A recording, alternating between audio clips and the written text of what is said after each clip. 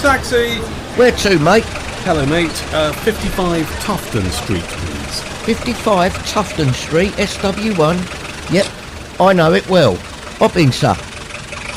This is A Nation of Taxpayers, a weekly podcast from the Taxpayers Alliance. Is this the beginning of a Tory bounce back? That's the question we're asking this week on the podcast from the Taxpayers Alliance, called A Nation of Taxpayers. I'm Duncan. Welcome along as always. Alongside me this week from the TPA, we have our favourite angry young man, Will Yarwood. Good to see you again. Good to see you, Duncan. How are you, man? I'm very well, thank you. And also Henry Hill, Deputy Editor of Conservative Home. Welcome. Hello.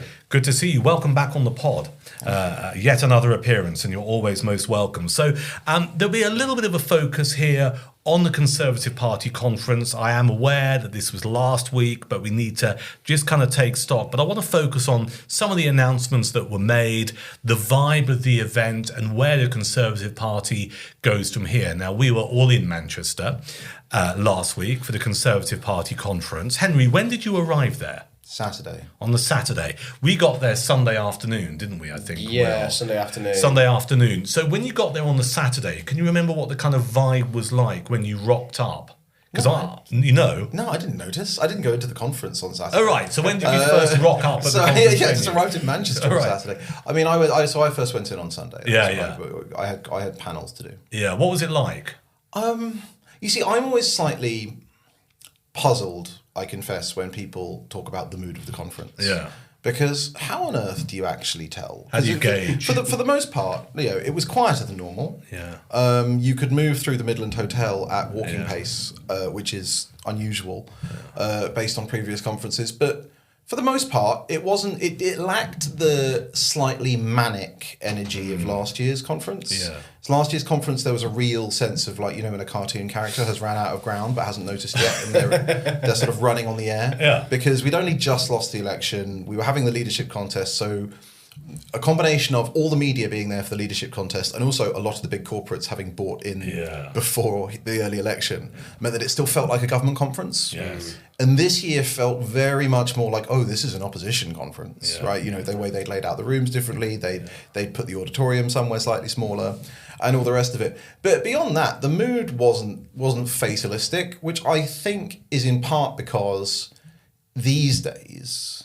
historically, I think people were conservatives through thick and thin. The membership was a lot larger. And so therefore, even if it was the end of the world, you'd still be a conservative and you'd turn up to conference and wave your shrouds around. But like now, if you're somebody who's ultra pessimistic about the Conservative Party, you're not a member, right? Yeah. And so I think there is probably a selection effect for the kind of people who turn up at conference in that they are the believers. Yeah. Right? So it was perhaps not as somber as it could have been given the position of the party objectively, but it was not as delusive as last year. You see, I found it interesting because we got there Sunday afternoon and we had an event taking place at 6:30, and already the narrative was developing online, admittedly only social media, but there were already journalists there just going, well, this is like a wake. There's nobody here and stuff. And that was allowed to fester for about 24 hours.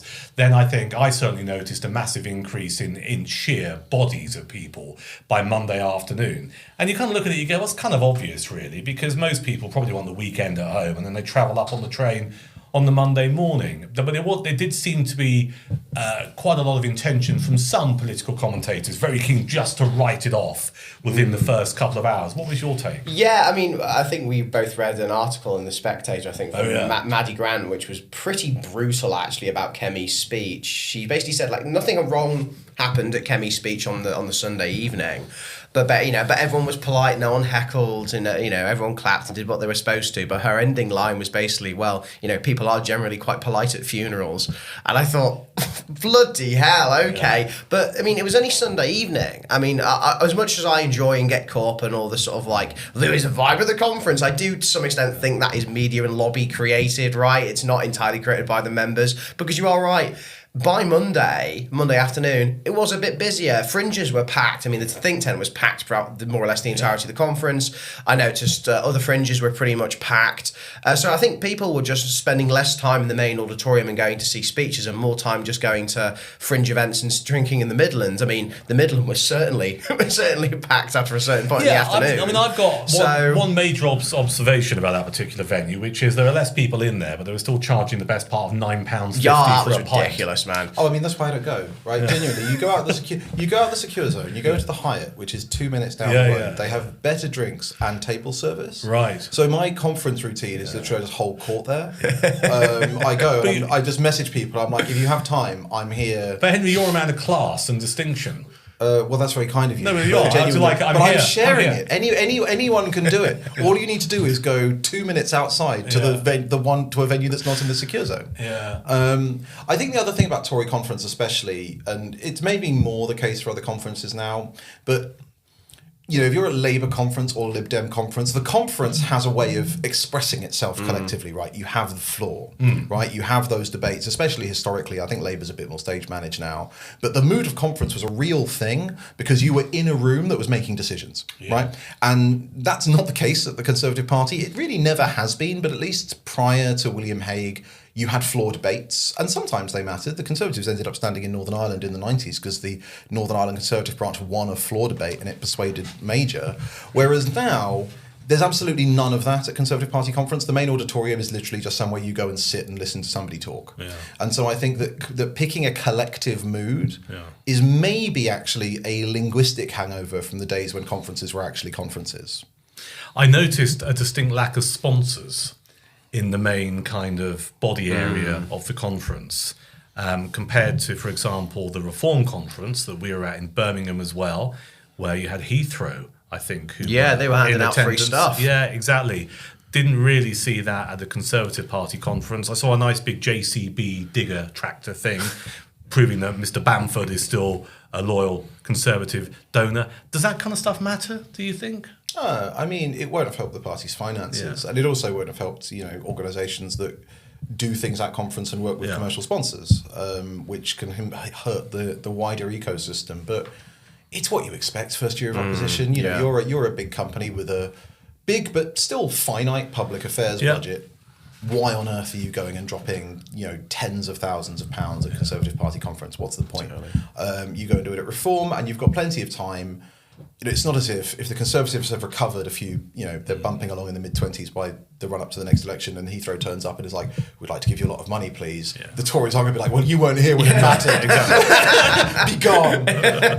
Take your money away. I think the strange thing about it, though, is that it did mean that they had to fill the space with something.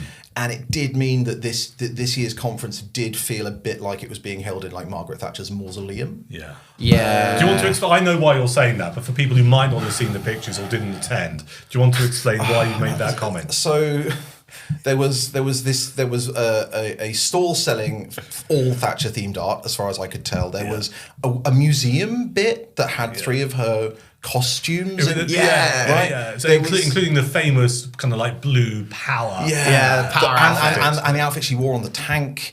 And then there was a big government poster of an old woman in fingerless gloves fiddling with a thermostat, being like, "We saved the winter fuel allowance." It was like, well, maybe if Granny had clothes with fingers, it wouldn't be quite as cold. But the hilarious thing is, because all of those things have a little thing at the bottom that says, signed off by da-da-da-da-da, and I bumped into that individual. Right. And he ended up disowning that poster, which I thought was absolutely hilarious. He said, I don't see everything that goes out with my name on it. And I was like, gosh. Wow. But yeah, it was so strange because... What was it a mistake? I personally think so. Right. Margaret Thatcher was a great prime minister. There's just been polling out which suggests that British people on average think she was the best prime minister of the last 50 years.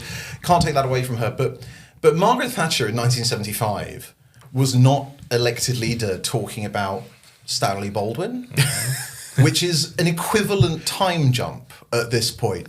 She didn't stand up in 1975 and be like, as the great man said, safety first, right?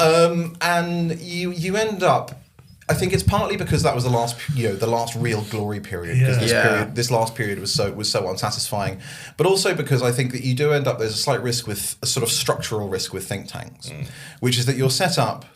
You set up a new think tank that's in line with a new political movement, and it acts as like the intellectual division of that. The heft. Yeah.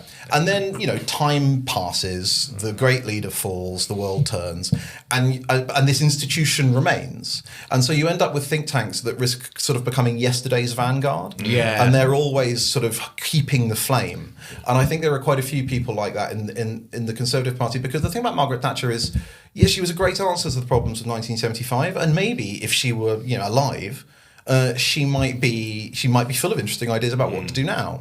But she's not, and we're 50 years on, and I really do think that the next great Conservative leader, one of the indicators that they're the next great Conservative leader, is that they won't talk about Margaret Thatcher quite so much. They'll be themselves, right? And then people will spend the next 50 years claiming to be the next them. Yeah. But honestly, when I saw that museum, I was like, okay, right, now where's the reliquary, right? Where can I buy like a finger bone? Where's the coffin? Yeah. Raised Catholic. I know how this goes. Like, where's the Chapel of Our Lady of Iron? Pray your rosary. How far would you go? Do you think the Conservative Party has an unhealthy obsession with Margaret Thatcher? Yeah. Even though she was, I think that's quite obvious. Churchill to one side, she was their most successful prime minister. Absolutely. Yeah. But again, it's like they've had several. One, Salisbury was better. If we're going to be going with former Conservative prime ministers. But I mean, in the 20th century. But the fact is, she became leader 50 years ago, right? She was an answer to a set of problems which are completely different to the problems we face now. And therefore you end up with. Look, I'm a Conservative. Obviously, you learn lessons from the great, and you can't be great until you're dead. But the fact that it's always this one lens, right? It's always, what would Thatcher do whenever there is a female leader or aspirational leader? It's always the next Thatcher, and it is unhelpful. Do you know what? That's really interesting, because I found myself explaining to someone else a couple of days ago, she resigned in 1990, 35 years ago, and yet still her presence looms large over the Conservative Party. Yeah. But also, just picking up on what you said, Henry, really unhelpful to actually any leader, female or otherwise, but obviously female makes it more relevant, that there's always going to be that comparison. Yeah, there is. Are they going to be as good as Margaret Thatcher, or is she a modern day version? Which, if you're Kemi Badenoch, you probably don't want to hear. Well, no, but they always do it. They all caught that. I mean, the thing that kind of really leapt out at me was I saw Bob Seeley introducing Kemi at an event, and he said, you know what, we in 1975 we elected a female leader, and I was like, yeah, and he was like, and she was derided. It's like, yeah, and she was dismissed, and she went on to win the next election. And I was there being like, this isn't the harmonic principle, that's just magical thinking, right? It's sort of the intellectual equivalent of those Polynesian islanders who assemble wooden planes in the hope that, American bombers will come back. It's like, okay, so if we elect a female leader and everyone mocks her, we win the next election, right? It's just shamanic. So you obviously lower taxes, smaller state, great. But I think again we also end up with a very one-eye view of Thatcherism. And I also don't think it really helps with the younger vote. I saw Ian Dale, who I used to work with at LBC Radio a long time ago, and he launched his book recently. Were you there? I can't remember. No. He did a book launch at the Crypt in just opposite Trafalgar Square. Fitting. Quite. And it's like a bite-size book regarding, and he was very clear, he said about Margaret Thatcher, but it was to introduce younger generations to her. And I found myself in it, and then everything fell into place. It's like, if you have to do that, if you have to explain about this woman, it's not necessarily the selling point in 2025 that maybe if you're a Conservative MP, you think it is. Yeah, precisely. I mean, obviously I know about Thatcherite stuff because, I'm a politics nerd, but the average 25-year-old has no idea and also has no relation to that sort of period of politics. The reason I think so many Conservatives, both, inside the party higher-ups, but also the members, especially some of the older members, are obsessed with Thatcher is not just to do with the fact that it was their last glory period, but that's almost like all of their ideas and their growth in the Conservative Party came from that period of time, and their only reference point is Thatcher, basically. While young Conservatives, if they say the reference point is Thatcher, well, it can't be because you weren't alive when Thatcher was around, right? You didn't experience what that was like in the 80s or even what it was like previously in the 70s with, the last Labour government. So I think the Thatcher stuff is, I think, a little bit cringe and doesn't really appeal to a sort of new Zoomer vote, really. And that's what the Conservatives need to do, to quite honest with you, in order to actually try and get some youth members in the party. But yeah, I think the Thatcher stuff is cringe, but I think that if that's all the Conservatives have left and shows they're so bereft and devoid of any other ideas and any other reference points, then how long are they going to trot that out? Are they going to do is the Thatcher Museum next year going to be even bigger? You're going to have more dresses of her. Are they going to have the actual tank that she was in? There's going to be a procession to her. There'll be a procession place. Yeah, with big Stalin pictures of Thatcher carrying her. Yeah, it is cringe, but As a Tory higher up, I mean, what do you do really? I mean, do you just say, I know it's the 100th birthday, which, I mean, okay, let's step back for a second. It was a 100th birthday, so I suppose they might have an excuse there. Just for context, we're recording this on the Tuesday. I think it was yesterday, Monday. Margaret Thatcher would have been 100 years old. Yeah. So there's a celebration, I think, at the Guildhall in London last night, where a lot of Conservative politicians were there. Joan Collins was there, apparently. I'm not entirely sure what that was about. Do you know who she is, Joan Collins? No, I've got no idea. No. That's why I pulled a face. Yeah, so maybe...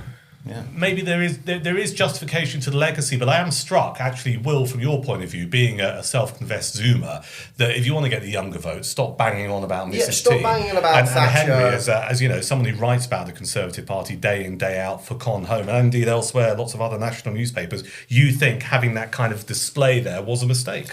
Look, I mean, I think... having a display, it's obviously fodder for journalists, right? Having a display on the 100th anniversary, but it wasn't balanced by anything else, right? I think if you're going to do it, you can soften the hero worship impact by having stuff from other great Conservative leaders. We're the oldest, democratic political party in the world. Here's Margaret Thatcher. Here are some other, even if you don't really mean the other stuff, right? It's at least cover, because again, unfortunately, you do have to accept that conferences are mostly media events now. Yes. And that means that everything you do has to be designed with a view to what are the media going to do about this. And it is just unhelpful when you have... I mean, obviously, they ended up coming out with some policies, but it is unhelpful when you've had a party which has spent the best part of a year saying very little. And then you turn up and there's just lots and lots of Thatcher stuff everywhere. Because, again, it was a very long time ago. You don't quite get Tory MPs talking about the winter of discontent quite so much, but they were in the run-up to the last election. And it's just I don't remember the winter of discontent. And it no longer has that resonance because actually all of these strikes are in your Britain. It was bizarre before the last election. You'd get Conservative MPs and they'd tweet footage of rail strikes or whatever, and they'd be like a terrifying preview of Starmer's Britain. It's but it's footage filmed in your Britain, right? I don't really know what lesson I'm supposed to be taking from this. So read, and also the final thing is Thatcher was a doer, right? Yes. Thatcher was not. She was very intelligent, but she wasn't an intellectual. She picked up Keith Joseph and other people's work and she delivered it. And that's not a criticism because that is way rarer than being an intellectual. Yeah. But it does mean, you can obviously read widely, and if you're a Conservative, there's an awful lot of wisdom to be found in previous thinkers. But Thatcher is more an example of personal conduct. The courage, the willingness to take on vested interests, slay sacred cows, and all the rest of it. So Tory politicians taking that as a personal example, but the endless what would Thatcher do type stuff, it's just, I feel like it locks them into the past a bit when actually Thatcher was responding to a completely different set of problems. Really interesting. Let's talk about the reaction to the conference. You're right. There are a lot of policies that were announced. That the surprise one, I think it's fair to say, was when Kemi did a speech on the Wednesday morning, talked about scrapping stamp duty on primary residences, a load of other stuff. We know about the so-called golden rule: for every £1 they find in savings, if they were in government, half will go on reducing the deficit. I mean, I've got a massive list here of everything that was outlined: repealing the Climate Change Act in an attempt to bring down energy prices, cutting the civil service back to 2016 levels, cutting the overseas aid budget by £7 billion. I mean, I think it's fair to say there was a significant policy blitz there. Have they done enough so far? Well, it's nice to see them talking about policy because, like Henry said, they've been awfully quiet, which is one of the main criticisms of the Tories over the last year and a bit. So luckily now they can stand up on a stage and say, oh, well, we've announced this and we've said that. I mean, I think the immigration stuff's pretty good to begin with. I think that Chris Phillips seems to be, I mean, he was buzzing at conference. He was a real jumpy so-and-so at different events and really seemed to, believe in what he was doing. Whether I buy that or not is another thing. But I think the immigration policy broadly is pretty good. Let's talk about that. That's really interesting. Whether or not you buy it is a different thing. Yeah. Is that part of the challenge here? That you've got quite a few Conservative MPs who are in Manchester saying, yeah, this is what we think about this, da da da da. And the obvious question from any journalist would be, well, you didn't do it a year ago, right? Yeah. A year and a half ago or 2 years ago.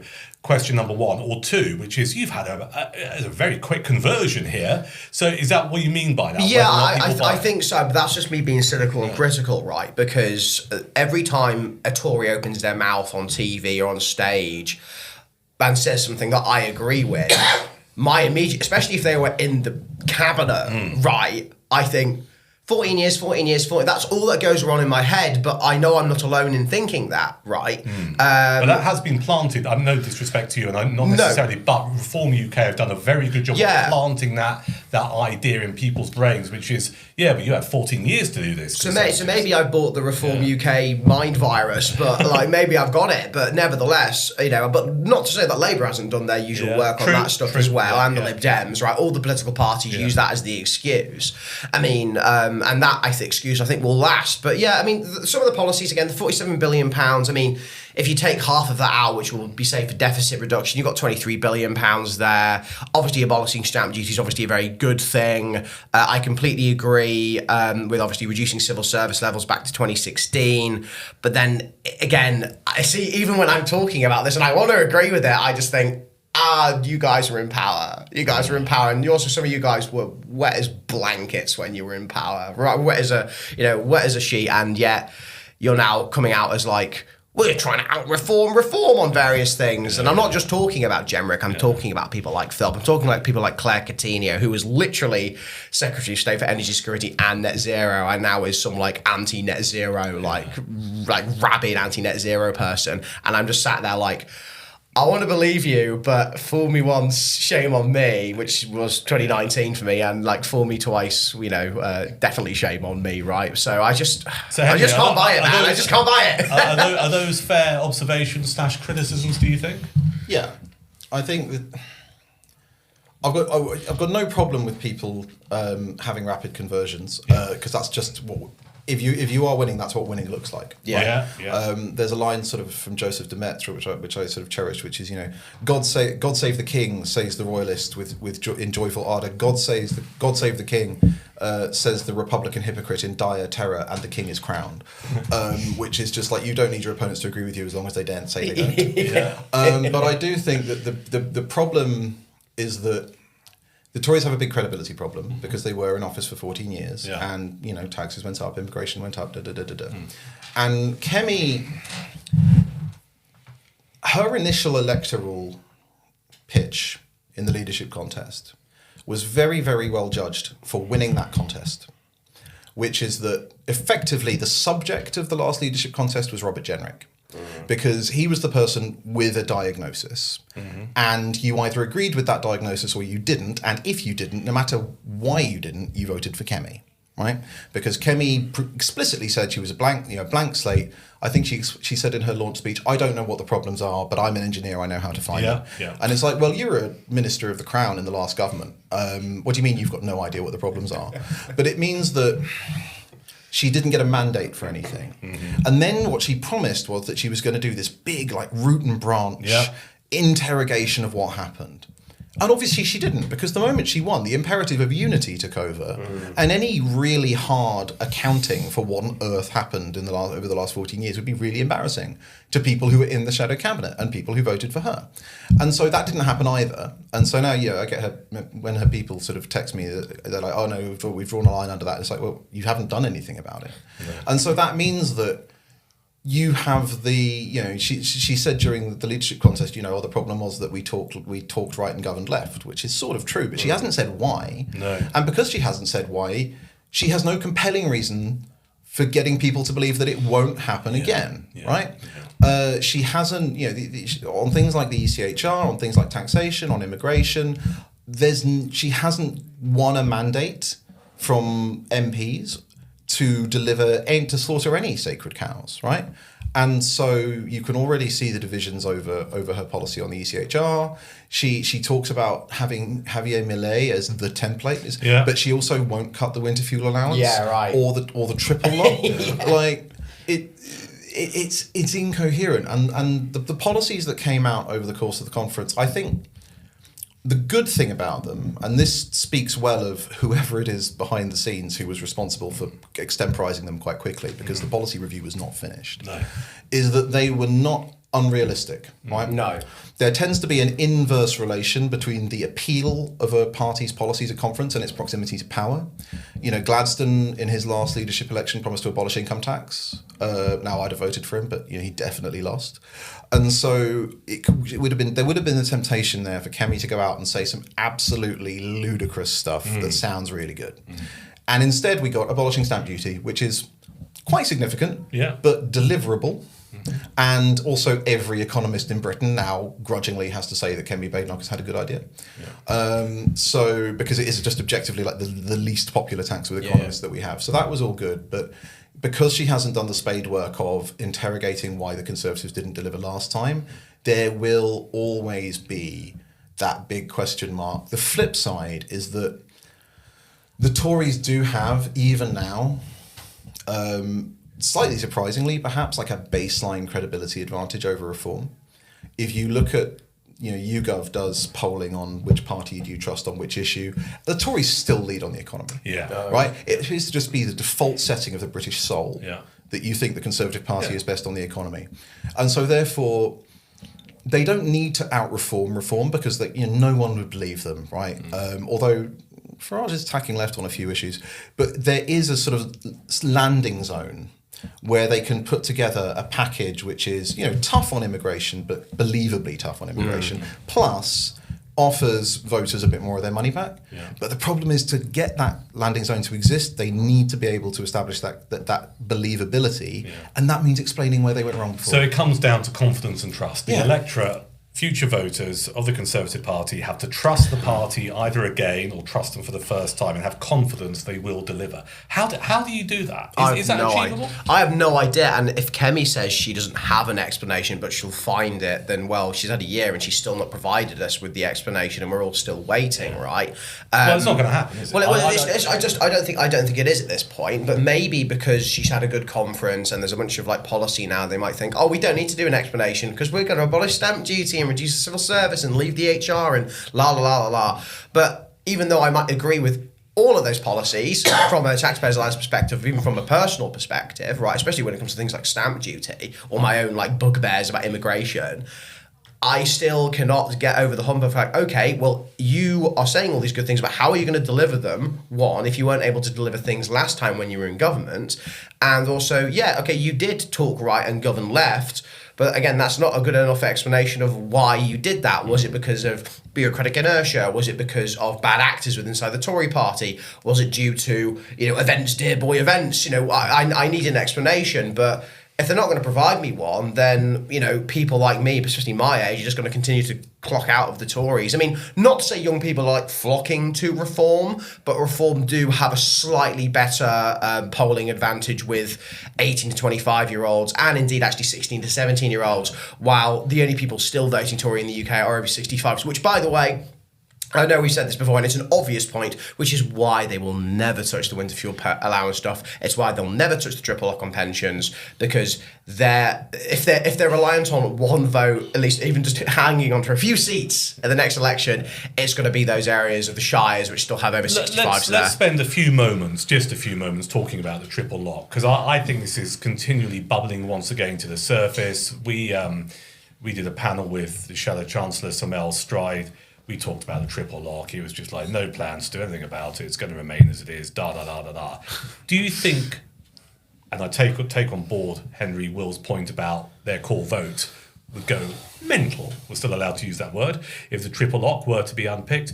But surely, if the Conservatives are serious about saying, look, the economy drives everything. We have confidence, or there are voters who have confidence with us regarding the economy. They don't necessarily with Reform UK or whatever. Is there not an argument to say that at some point they need to at least tinker with the triple lock? Oh, I mean, sure. Yeah. But I mean, that's assuming that the Conservative Party has a functioning mental model of the economy. And I think that actually the explanation that you're looking for as to why that last 14 years happened is it doesn't, right? There was no particularly joined up thinking. It was all about short-term expedience. They don't want to cut revenue. George Osborne did a deeply unstrategic form of austerity where he cut everything a bit, which means you've got a state with a footprint as big as ever where nothing works. They then exhausted public patience, which means they didn't want to cut revenue expenditure anymore. And they have a demographic pyramid that's going the wrong way. Costs are going up. What you import labor, not to grow the economy in any per capita sense, but just to generate the revenue needed to, it's basically a Ponzi scheme.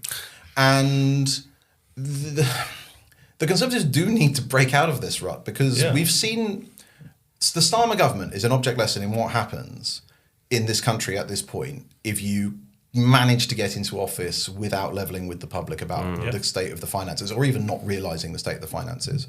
Because there was a really good report from the CPS, I think a couple of years ago, which showed that just the big revenue expenditure welfare accounts, and that doesn't include in-work welfare, that is pensions, social care and the NHS, are going to push tax as a share of GDP up by another 10 points.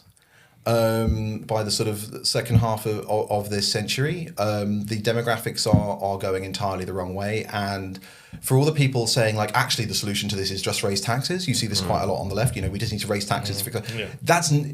Raising taxes for capital expenditure at this point might be defensible. But if you're raising taxes to try and keep up with runaway revenue expenditure costs, that's actually you're not getting out of anything. No. And so the Conservatives...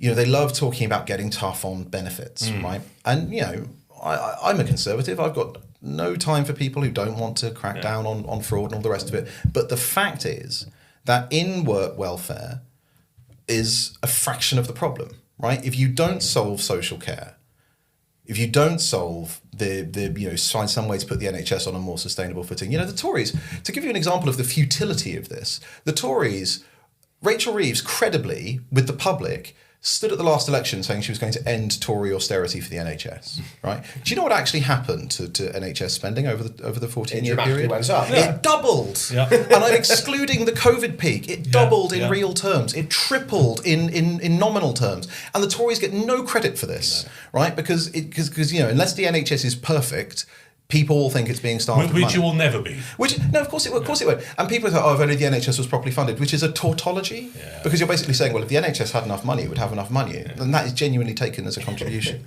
So the Tories, no government is going to get away in this country with not being satanically unpopular. That's just a fact. But the choice is between being strategically unpopular to make changes that will deliver a better outcome for people, or trying to avoid making decisions and just being generally hated because life's getting worse for everyone. So this is, if the Tories won't touch, the winter fuel allowance is just about the most defensible cut there is. You can make an argument about the triple lock. I don't agree with it, but there are people who make an argument about the triple lock, which is that the real beneficiaries of the triple lock are people my age, because it will accumulate over time and we'll have a nice state pension. Now, I am deeply sceptical of this because, one, my generation's not going to have the voting power to keep it, so it will be abolished. Yeah. But two, the one time that the British state is thinking about the future is when it involves hosing money at electorally powerful people today. But you look at this. One of the things that I used to say is that Conservatives have lost sight of what made people Conservatives, right? You had that very complacent statement from William Hague a few years ago where he said, there's always a new supply of older voters, right? And it's like, people don't become Conservative just by dint of aging, right? Yeah. Historically, it was because they had families, they got a new job, they got a new car or a new house or whatever it was, and they felt more invested in the status quo. I used to be asked by Tory MPs slightly forlornly before the last election, like, what about shy Tories? Do you reckon there are shy Tories? And in the end, I could just give the speech in my sleep, which was just like, who was a shy Tory in 1992, right? It's somebody who went to a dinner party and they nodded along and everyone was going, oh, that nice Mr. Kinnock, he has really turned Labour around, hasn't he? I like the rose. And, they nod along. And then they go back to a semi-detached or detached house, 2 cars in the driveway. Maybe their partner works, maybe she doesn't, but she doesn't have to. Their kids are in a local private school that costs $5,000 a year. They had 2 foreign holidays last year, and they remember outdoor toilets. And so, of course, they vote for the Conservative Party, because why wouldn't you? That's a good speech, Henry. I like it. It's a good speech.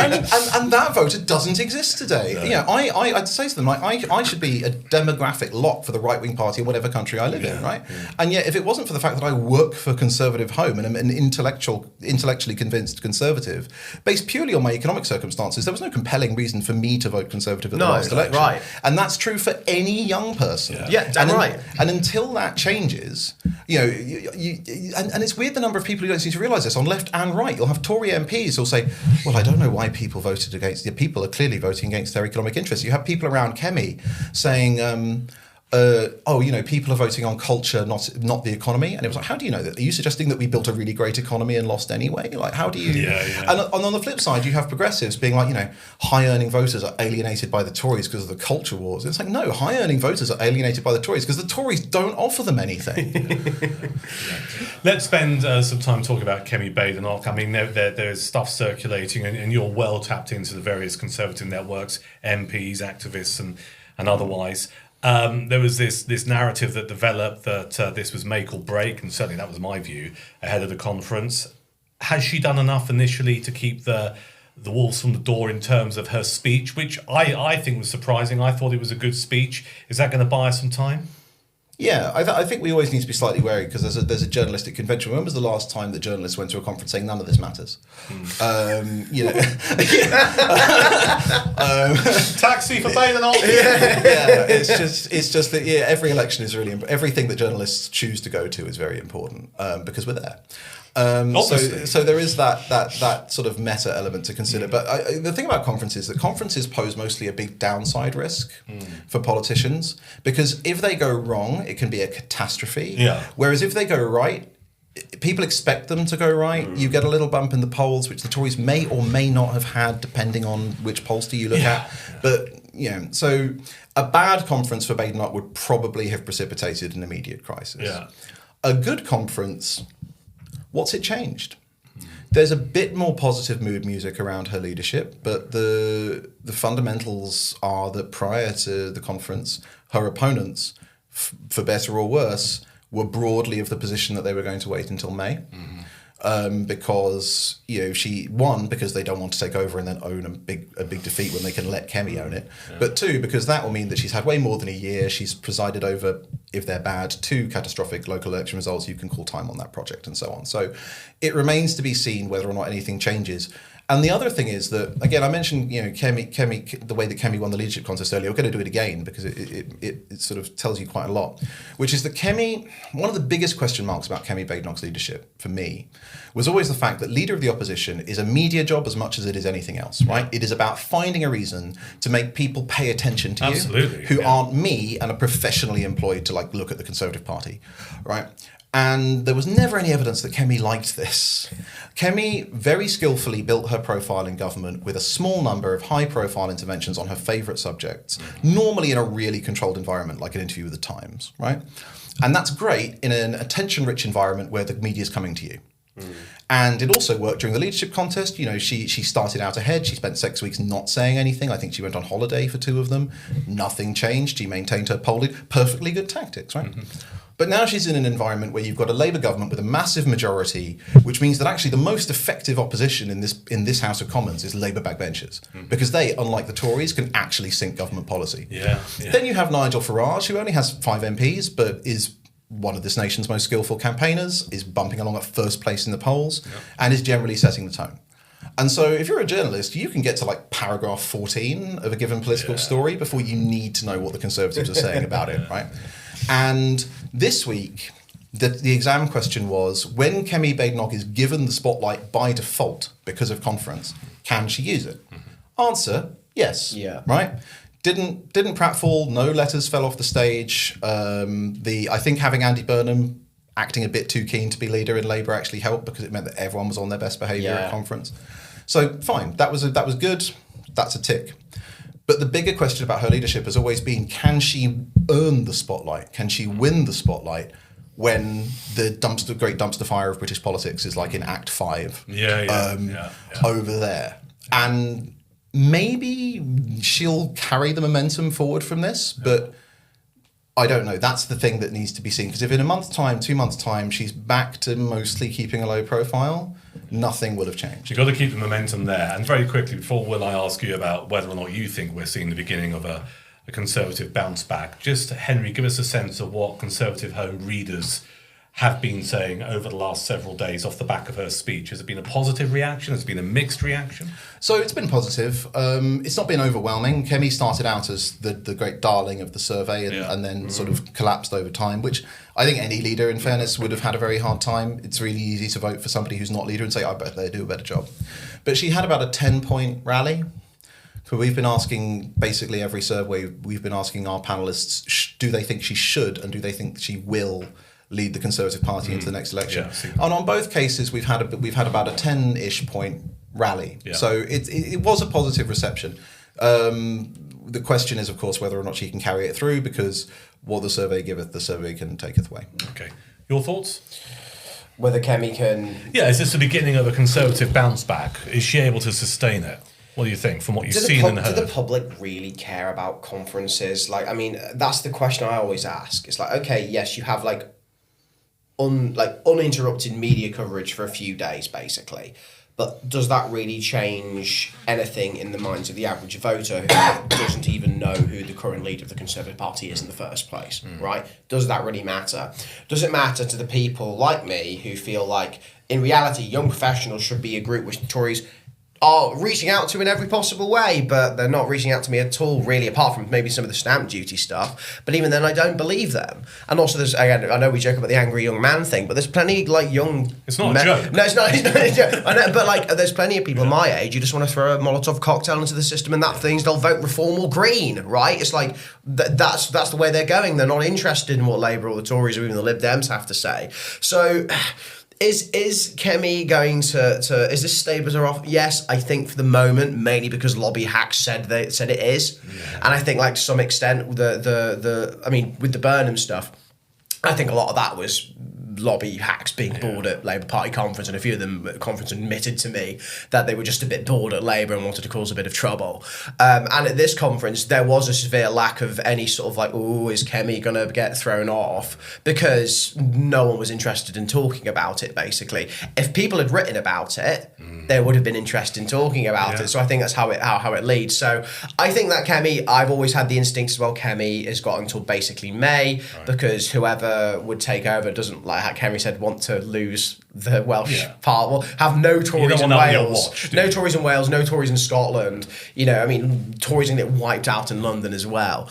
So yeah, mate, okay, she's lasted another 6 months, but to what end? And at that point, then what do they do next? They replace her with Jenrick, maybe. Does that change anything? I honestly also think no. You look at polling regarding if there's a change in Tory leader and they put Robert Jenrick in, polling doesn't change at all. The Tories don't have a personality issue. I think they have a brand issue. And I don't think that's going to change anytime soon, no matter who you have in charge. So yeah, she'll stay around for a little bit longer, but, to what end? And if she is replaced, is that even relevant anyway? It's been a great chat. Henry, thank you for coming in once again. People can obviously read your pieces on the Conservative Home website, but also elsewhere. You pop up on GB News and Sky News and all over the place. So look out for Henry on your box and on your screen, your smart device. Will Yarwood, thank you. This has been A Nation of Taxpayers, the podcast from the Taxpayers Alliance. I've been your host, Duncan Barks. As always, please subscribe, share, rate and review this podcast. You find it on YouTube, Apple Podcasts and Spotify. And if you want to get in contact, the email address is podcast@taxpayersalliance.com. Thanks for listening.